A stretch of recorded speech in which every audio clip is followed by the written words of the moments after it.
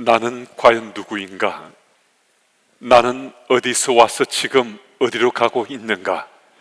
철학자는 아닐지라도 우리의 생의 현장에서 지치고 피곤해서 나의 정체성이 흔들릴 상황일 때 우린 때때로 이런 질문을 자신에게 던지곤 합니다. 여러분, 이런 질문을 해보셨습니까? 믿는 자나 불신자나 이 땅을 살아가는 인생은 때때로 이런 질문을 자신에게 던지고 살고 있습니다. 하지만 질문은 던지는데 그 답을 찾는 이는 흔하지 않습니다. 왜냐하면 질문은 하기는 하는데 그 질문을 엉뚱한 곳에서 답을 찾고 있기 때문입니다. 그렇다면 어떻게 해야 이 질문에 대한 바른 답을 찾을 수 있겠는가? 나 자신이 누구인가를 찾고 나 자신의 삶의 방향을 결정하기 위해서는 여호와 하나님께로 우리는 돌아가야 합니다. 왜 여호와 하나님께 돌아가야 하는 것인가? 이 질문과 관련한 이런 얘기가 있습니다. 한 소금 인형이 있었습니다. 소금 인형은 어느 날 자신이 누구인지 알고 싶었습니다. 그래서 소금 인형은 하늘을 날아다니는 벌에게 물었습니다. 벌아, 벌아, 혹시 너 내가 누구인지 아니? 글쎄, 아마도 나보다는 훨씬 더 많이 돌아다니는 바람이 알지 몰라. 그래서 소금 인형은 바람에게 또다시 물었습니다. 바람아, 바람아, 혹시 너 내가 누군지 아니? 글쎄, 아마도 나보다 훨씬 힘이 세고 큰 산에게 물어보면 되지 않겠니? 그래서 소금 인형은 산에게 물었습니다. 산아, 산아, 너는 혹시 내가 누군지 아니? 산이 대답합니다. 아마도 나보다는 더 넓고 큰 바다가 알 수 있을 거야. 그래서 소금 인형은 이제 마지막이다 하는 심정으로 바다 가까이 다가갔습니다. 그리고 바다에게 묻습니다. 바다야, 바다야, 너는 혹시 내가 누군지 아니?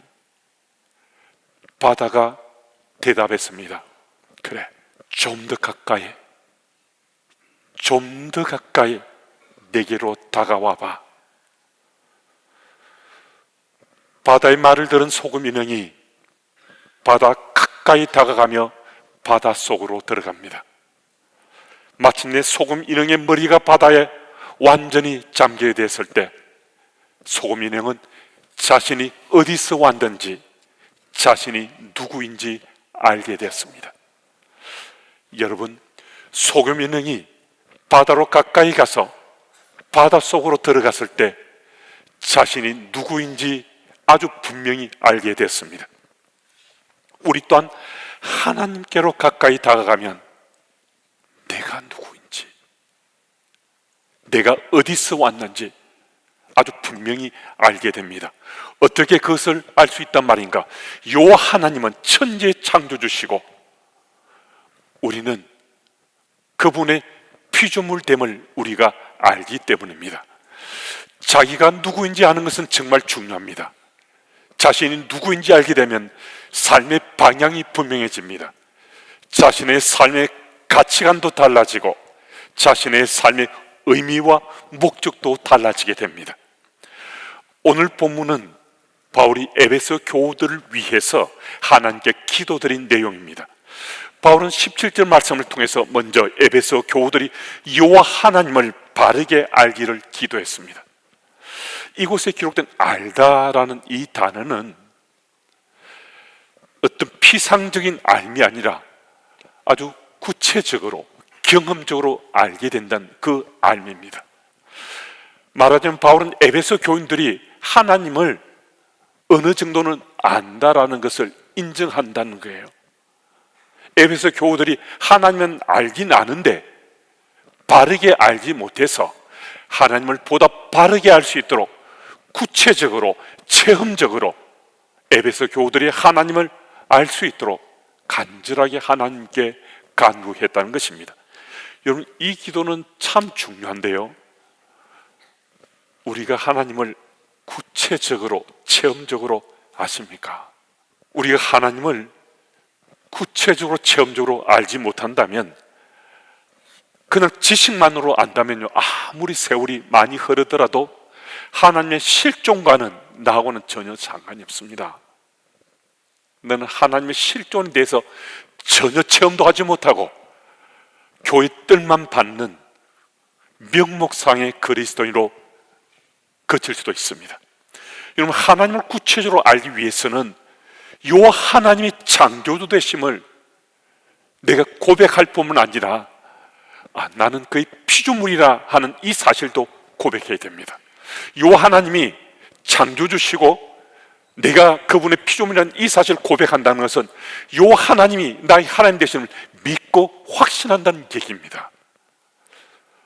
하나님을 확신하지 않는다면 어떻게 요 하나님이 창조주시라는 것, 우리가 그분의 피조물이라는 사실을 내 삶으로 고백할 수 있겠습니까? 요 하나님이 나의 하나님 되심을 우리가 믿고 확신하며 고백하며 살면요, 하나님이 내 삶을 역사하시는구나, 도우시는구나, 지키시는구나, 간섭하시는구나, 하나님의 손길을 체험하며 우리가 살 수 있게 됩니다. 그래서 하나님의 실존에 대해서 체험적으로 깨닫고 믿음의 삶을 산다는 것입니다. 바울은 먼저 하나님께 에베소 교우들이 구체적으로 하나님을 알길 원한다고 강구했잖아요.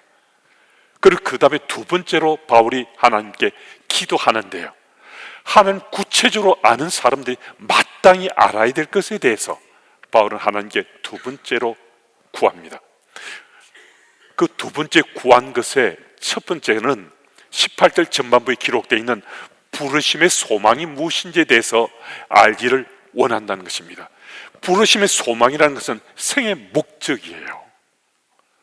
성경은 이 생의 목적을 우리의 소명이라고 가르쳐 주시거든요. 분명히 우리는 예배의 자리에 함께 있잖아요. 나는 세상 속에서 그리스도인으로 산다라고 의식하며 우리는 하루하루 살고 있을 수 있습니다. 그런데 하나님께서 나를 부르신 그 소망, 생의 목적, 이 소명을 모르면요, 아무리 신앙의 연륜이 오래되고 많은 일을 내가 맡아 봉사하고 헌신한다 하더라도 내 삶에 믿는 자의 행복은 없습니다. 하나님의 하나님 되심을 내가 존재 체험하며 살지 못하며 내가 왜 지금 예수를 믿는 자, 이 삶의 자리를 지키고 있는지에 대한 생의 목적, 소명을 분명히 하지 못하면 내가 교회에서 어떤 활동하고 신앙생활을 열심히 하고 또 멋지게 내가 행동한다 하더라도 그것 참 안타깝게도 하나님과 상관없는 일일 수 있다는 겁니다. 믿는 자로 내 삶 속의 행복함은 정말 찾아보기 힘들 수도 있다는 것입니다.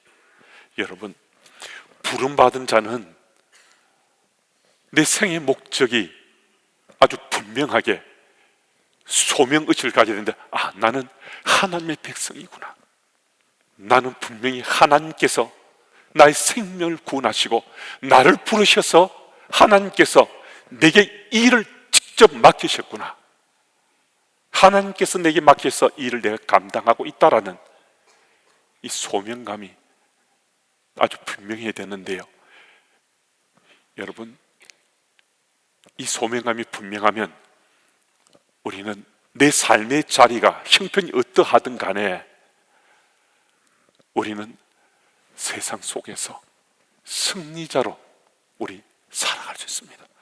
분명히 세상적 가치 기준으로는 내 삶이 힘들어 보이고 참 안타깝다 하는 삶이 펼쳐져 있다 하더라도요, 실제 나는 세상이 바라보는 그런 시선으로 살지 않는 거예요. 나는 승리자처럼 난 살고 있는 거거든요. 사도행전 26장 말씀에 기록되어 있는 사도 바울의 모습은 이 소명받은 자의 전형이라 할 수 있는 말씀입니다. 사도행전 26장 27절 29절 말씀은 우리 함께 읽습니다. 우리 함께요. 아그리빠 왕이여, 선지자를 믿으시나이까? 믿으시는 줄 아나이다. 아그리빠가 바울더러 이르되 뇌가 적은 말로 나를 권하여 그리스도인 되게 하려 하는도다. 바울이 이르되 말이 적으나 많으나 당신뿐만 아니라 오늘 내 말을 듣는 모든 사람도 다 이렇게 결박된 것 외에는 나와 같이 되기를 하나님께 원하나이다 하니라. 아멘. 바울은 지금 죄수로 결박된 상태로 재판정에 나와 있어요. 누가 보더라도 지금 결박된 상태의 죄수입니다. 그런데 지금 바울은 자신이 죄수처럼 말하는 것이 아니라 승리자처럼 이 말을 하고 있는 거거든요. 어떻게 이것이 가능했는가? 분명히 결박된 죄수잖아요. 그런데 전혀 죄수처럼 보이지 않습니다. 오히려 재판정에 앉아있는 왕이나 그 신하들이 당혹스러워하는 그런 얘기들을 사도행전 26장 앞부분에, 뒷부분에는 기술하고 있거든요. 어떻게 이것이 가능한가?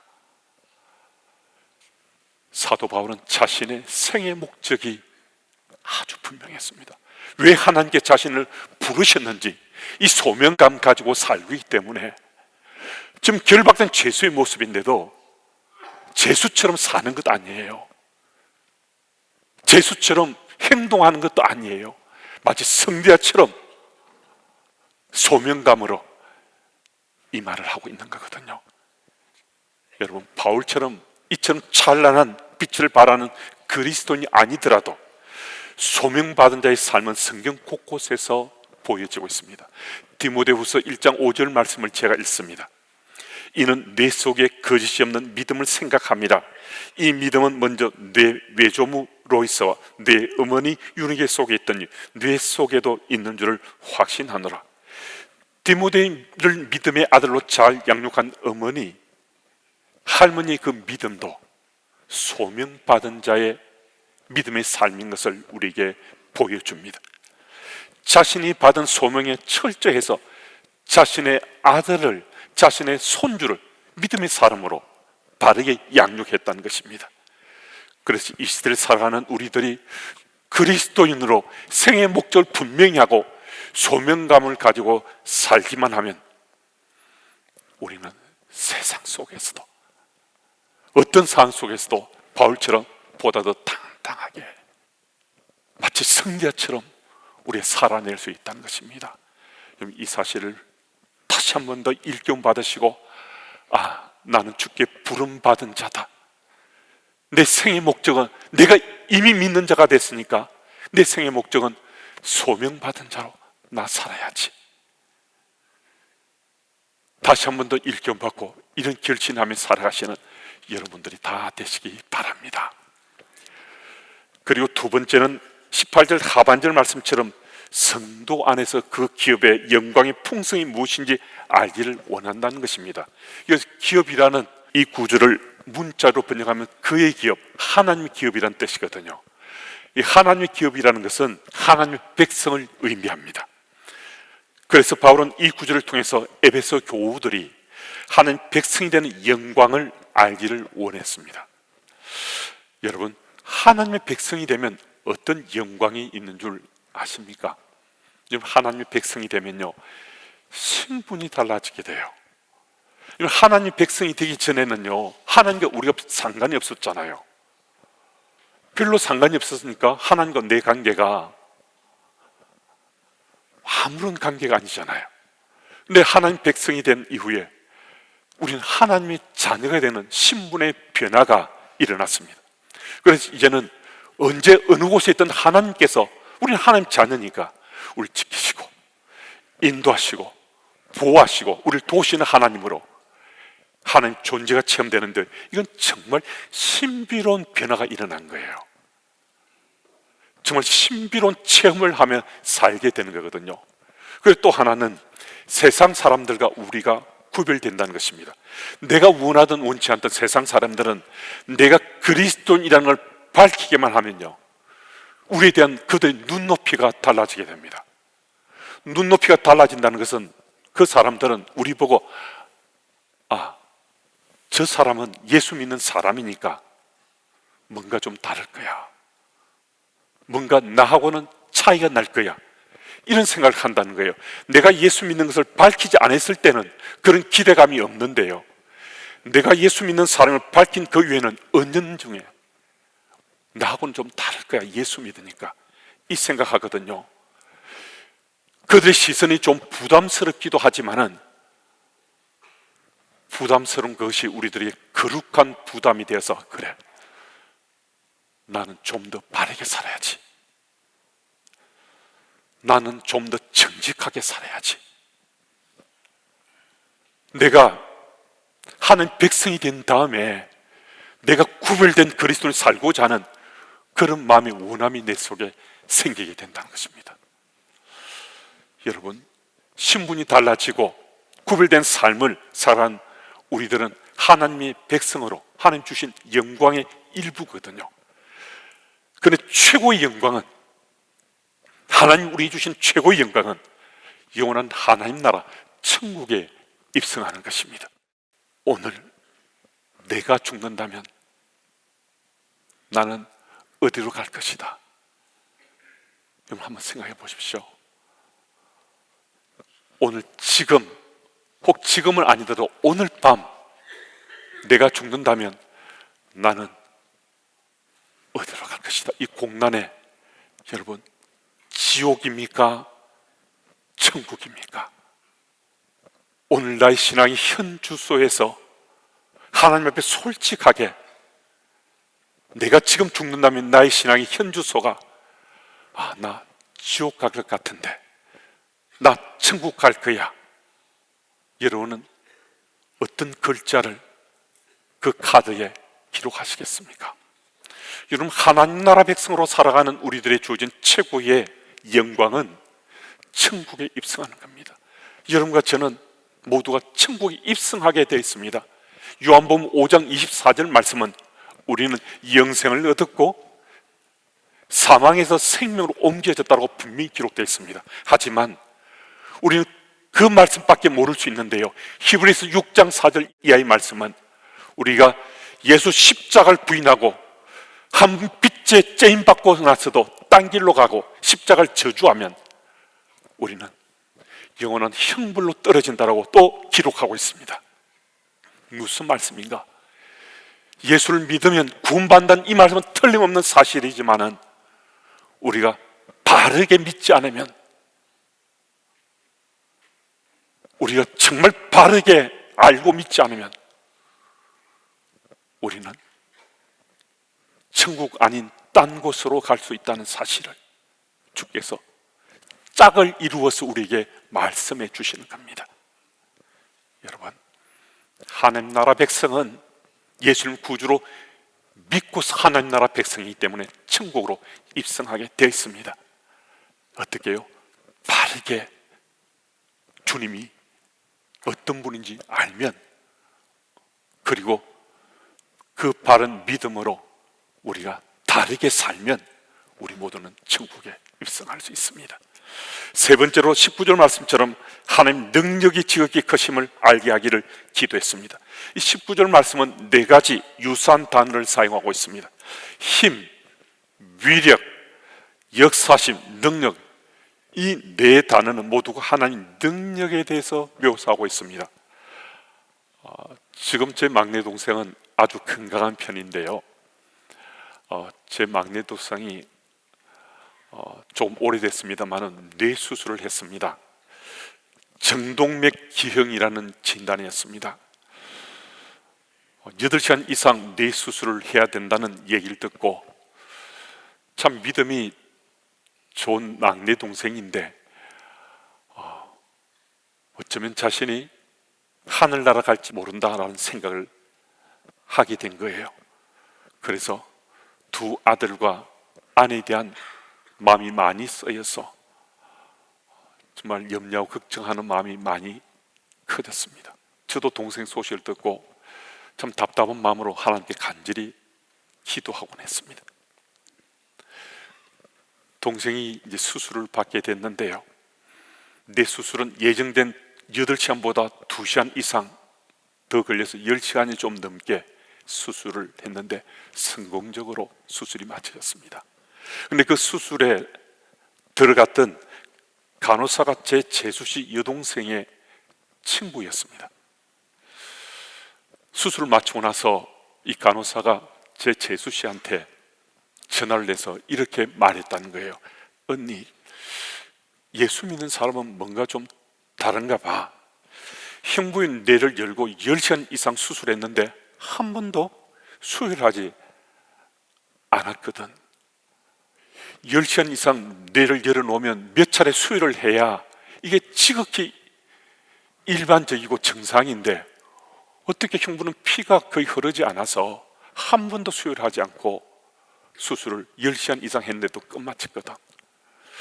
언니, 내가 헤아릴 수 없을 정도로 뇌 수술에 들어갔는데 이런 경우는 처음이야. 수술을 집도한 선생님도 아주 특별한 경우로 나도 처음이다라고 얘기해 주셔서, 불신자였던 그 간호사는 불신자였거든요. 불신자였던 그 간호사의 눈에도 예수 믿는 사람은 좀 특별한가 봐, 하나님 능력이 임한 것 같아, 이런 얘기를 재수적이 했다는 거예요. 여러분, 무엇을 말해줍니까? 예수 믿는 사람의 삶의 자리에 어떤 일이 일어날지 모르지만 그 현장에는 하나님 능력이 나타난다는 거거든요. 저는 믿습니다. 그 이후 이 간호사의 삶이 어떻게 된 저는 알지 못해요. 하지만 간접적으로 하나님 능력이 나타나는 걸 체험했잖아요.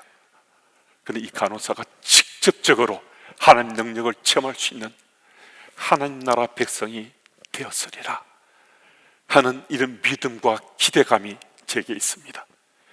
하나님 능력은 우리 믿음의 눈을 열기만 하면 우리 모두에게 다 체험될 수 있어요. 저 같은 목사에게도 제가 믿음의 눈을 열기만 하면 하나님 능력이 체험되거든요. 그럼 이 자리에 함께 하신 여러분들이라면 믿음의 눈을 열기만 하면 모든 분들에게 하나님 능력이 체험될 수 있는 거잖아요. 믿음의 눈을 열면 하나님 능력이 나의 능력이 되고 하나님 지혜가 나의 지혜가 되는 놀라운 하나님의 간섭하심 우리 모두에게 체험될 수 있다는 것입니다. 여러분, 하나님을 바로 알길 원하십니까? 하나님을 바로 알면 그 순간부터 하나님께서 실제 내 삶 속에 역사하셔서 나를 지키시고 도우시고 인도하시고 내 삶을 간섭하신다는 사실을 내가 체험하며 살 수 있습니다. 그래서 우리는 이전과 전혀 다른 삶을 살 수 있습니다. 어떻게 그것이 가능한가? 바르게 알면 다르게 살 수 있기 때문입니다. 여호와 하나님이 어떤 분이신지 우리가 바르게 알면 우리 믿음의 삶은 정말 달라질 수밖에 없습니다. 여러분, 오늘 이 예배 자리에 함께 하신 여러분들이 여호와 하나님이 어떤 분이신지 바르게 알면 오늘 이 예배를 분기점으로 해서 이전과 정말 달라진 믿음의 삶을 살 수 있습니다. 여러분, 여호와 하나님이 어떤 분인지 바르게 알고 믿음의 삶을 살아감으로 이번 한 주간 우리 가정, 일터, 교회, 내가 속한 공동체가 예수 이름 때문에 더 밝아지고 더 맑아지고 깨끗해지는 공동체가 될 수 있기를 그런 소망 가지고 살아가시길 축복합니다.